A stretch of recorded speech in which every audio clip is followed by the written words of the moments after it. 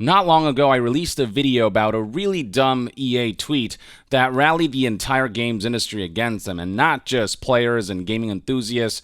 I'm also talking about content creators, journalists, developers, development studios, even EA's own ranks. Call them out on this. The tweet in question reads as follows: they are a 10, but they only like playing single-player games.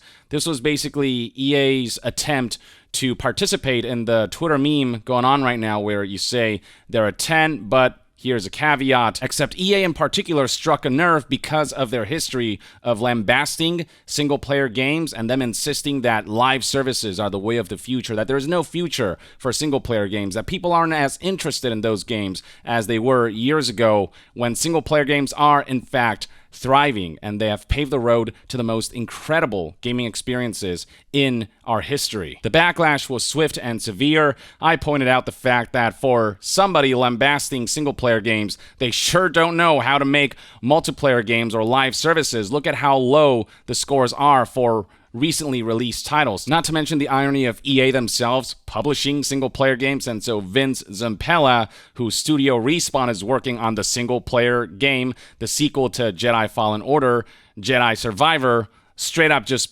responded to EA's tweet with a facepalm. And keep in mind that Vince Zampella is a high-ranking member of EA. Other prominent developers who call this out include Cory Barlog, who just straight up tweeted single-player games forever. Next up, we got Annapurna Interactive, one of the most highly regarded indie game publishers, who came out and said, should have kept this in the drafts. I certainly cannot disagree with that. A former EA developer, more specifically a former Visceral developer, a studio that EA shut down because they were working on a single-player Star Wars project, straight up tweeted, "This is the company that shut down my studio and laid off roughly 100 great developers because we were making a single-player game." Here we have some zingers from journalists like Paul Tassi, who tweeted, "Understandable you're unfamiliar with the concept of tens." Here we have Gene Park just straight up saying, "You made Anthem." Just stating a fact here. Here we have Jacksepticeye, who's, of course, one of the most prominent content creators on YouTube, responding with, "They're a 10, but thought this tweet was a good idea."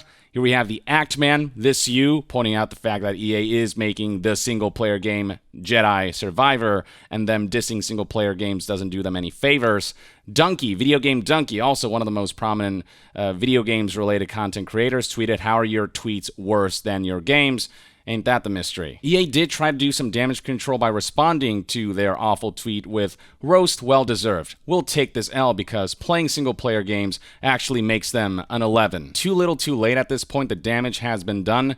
Not to mention that with the way EA has spoken about single-player games, this just comes off as dishonest and completely insincere. Now, we saw a lot of the public reactions, but what you didn't see is the stuff that happened behind the scenes at EA, staff members responding to the barrage that EA faced as a result of this tweet, and just the negative image that it placed on the single-player projects that are in development at EA. And this is something that USA Today reported on in an article titled, "Did EA originally plan to turn its bad They're a 10 tweet into a marketing ploy?" I'll get to that part in a bit. But the article begins by pointing out that the likely intent of EA's tweet was something like, "This person's cool, but we can't play games together." The message received, "Single-player games are rubbish." As we'll get to in a bit, the person who tweeted this basically had no idea about EA's history, but it doesn't change the fact that EA is responsible for their messaging. USA Today's article proceeds to highlight that EA's own studios are currently making single-player games, and many of the publisher's most beloved titles are also solo experiences. The studio has also canceled projects because they don't contain a multiplayer component, referring to Visceral Studios' Star Wars game directed by Amy Hennig.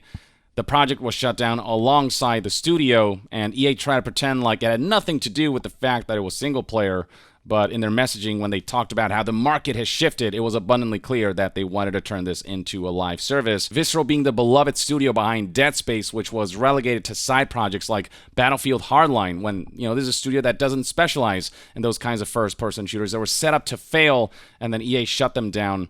And it was just a complete and utter travesty. There's also the BioWare ship being steered towards the disastrous live service that was Anthem. And hell, according to reports, Dragon Age 4 was almost a live service. It was almost forced to include an online component until backlash against EA turning everything into multiplayer live service got too severe, and until EA realized with successes like Jedi Fallen Order that single-player games are still very much alive and will continue to thrive. USA Today also aptly points out that there is history and context there for why that tweet is a particular sore spot for EA to publish.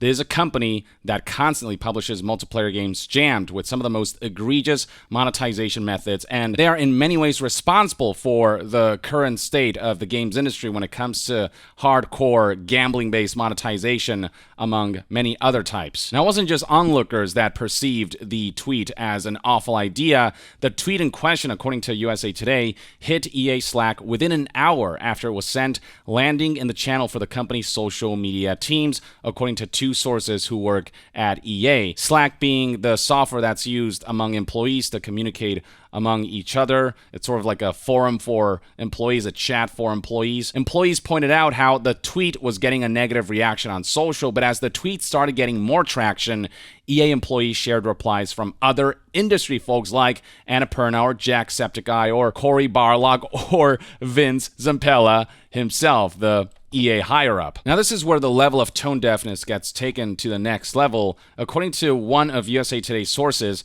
as the negative reaction grew and more of us began being more assertive, a plan was put together very haphazardly to have other internal studios reply to that tweet. What EA wanted to do was for other studios to come in a very calculated manner lambast that tweet in order to give the impression that this is all some kind of joke to laugh at and to give that tweet more attention in order to pave the road to marketing their single-player stuff more. They were desperately trying to turn things into a positive. Even people working on multiplayer games didn't like it.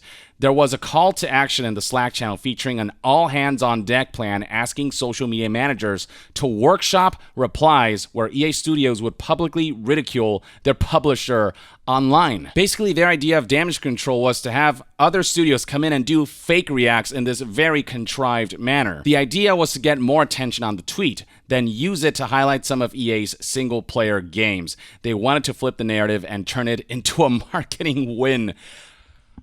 Oh my god, EA. This is a level of tone deafness we are dealing with here, on the same level as Sony re-releasing Morbius because the Morbin Time meme started trending, and them thinking, we can turn this into a marketing win, we can turn this into a positive, we can turn this into a victory. The last thing they want to do is just be earnest and apologize and acknowledge their mistakes and strive to be better tomorrow. All you had to say was this tweet didn't come across the way we wanted to, and even then, we understand why people feel this way. We understand that we have this negative history when it comes to single-player games. We have said some things in the past, but we hope that in the future we can show you that we have learned from past mistakes. We have learned not to lean into that narrative, and we will be continuing to support single-player games because we do believe they're an important part of the future, an important part of this industry, this artistic medium where you want as much variety as possible. There's so many ways you can just be straight with people. But this is EA we were talking about, so of course everything has to be a scheme. Everything has to be our marketing ploy in the same way that they advertise not having loot boxes in a video game as a positive feature when it's convenient, and then when it's FIFA and those kinds of live services, all of a sudden it's surprise mechanics, not loot boxes. Loot boxes are bad, and those are not going to be there in X, Y, and Z games. But in FIFA, the card pack, so much fun, quite ethical, surprise mechanics, just like Kinder Eggs, safe for kids. EA employees also pointed out the obvious here. The roasting EA strategy would feed into the big bad EA narrative that even their own studios and franchises don't like them. That is indeed what would happen. The perception that would come from that is that, oh my god, a bunch of EA studios have finally had enough, and they're protesting and revolting and have no problem being public about their disdain towards EA and them constantly lambasting single-player games and constantly leaning towards these live service schemes that ruin the potential of games. It would seem like there's this huge internal rebellion going on. And social media managers saw this coming a mile away. Multiple social media managers opted out of this idea straight away. With a lack of solidarity, fortunately, the plan fell apart because it was a terrible, terrible plan that would have just come on top of a terrible, terrible tweet. You know what the most agreed upon idea was among employees? To just be earnest, to be straight with people, to take responsibility and apologize for the tweet. But that ended up coming in a different form. Instead of apologizing for their tweets and for their past actions that perpetuated the backlash against the tweet, they decided to just double down on their cheekiness and turn this into a thing we can all just look back and laugh at. Now, if you're wondering how EA's legendarily stupid tweet came about, how the social media managers couldn't predict how much backlash this would garner, how they don't know the tone deafness of this, given EA's history with single-player games, well, there's an explanation for that. According to two of our sources, the main EA account isn't actually managed by EA's internal social brand or communications team. Apparently, EA's tweets are outsourced instead of run by someone who understands the optics surrounding EA, the optics surrounding EA's history, and knows how to manage the messaging so that tweets like this are never posted, understanding that it's just such a freaking dumb idea. And internal strife doesn't just come from staff being baffled that this tweet was posted. People are actually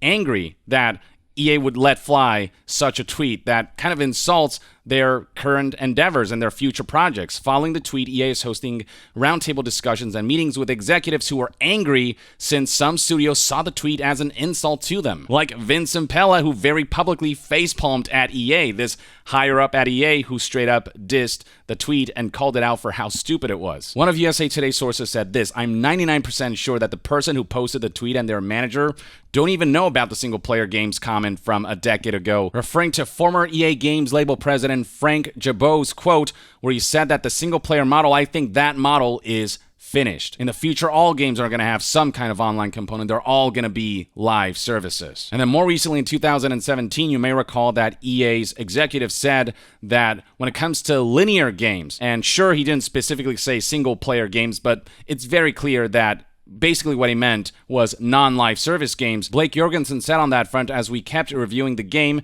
referring to the Amy Hennig-directed single-player action-adventure story-driven Star Wars game, it continued to look like a much more linear game, which people don't like as much today as they did 5 years ago or 10 years ago. An even more telling quote is this one right here: "You gotta cut the bridge when you realize you can't make a lot of money on something." It's all about the money for these executives. It's not about the enjoyment of creating art for people to enjoy. I understand that these are businesses, but there's gotta be a balance. If it's all about the money, then the enjoyment factor just completely vanishes from a medium that should be all about that enjoyment, that immersion, that sharing of artistic talent and artistic expression. And I agree, this person probably didn't know about EA's history with, single-player games quotes and their lambasting of that model, because whoever posted that tweet wasn't a part of EA's internal social brand or communications teams. It was just some guy they hired to post some stuff from time to time and be cheeky here and there to be all, hello, fellow kids. I actually agree with USA Today's final paragraph here. The person who wrote that tweet isn't to be blamed for the controversy, because that guy didn't know any better and EA was the one who hired a guy who didn't know any better. The blame, says USA Today, lies in the company politics. The official EA account should be operated alongside all the studio accounts and run by a team that knows games and the history behind the companies they're representing. This seems like common sense, but apparently that has to be explained to Electronic Arts. If not, someone should at least be overseeing the operation. Make sure there's someone who at least takes one last look at these tweets before they go out. After all, this is a multi-billion-dollar company, so the basics should be nailed down. Yeah, you think so, but EA, everyone. EA. Challenge everything. So if you wanted a little insight as to what the internal reaction was within EA when this tweet went out, there you go.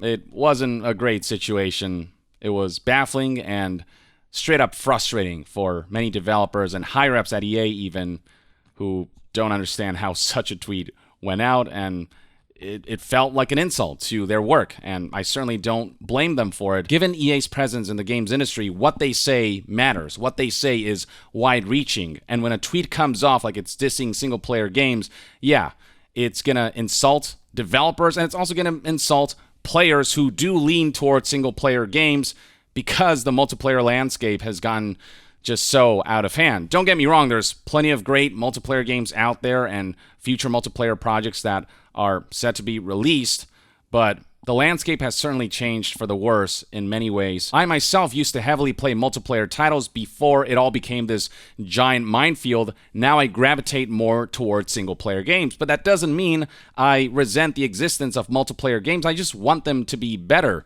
And at the end of the day, we should all just be able to play whatever we like to play without being shamed for it, right? If you just want to play single-player games, go for it. If you just want to play multiplayer games, go for it. If you want to play a mix of two, hey, you do you. Whatever the case, it's just all about making as many varieties of games as possible and striving towards making them the highest quality and ensuring that they're nurtured and reach the best potential that they can reach.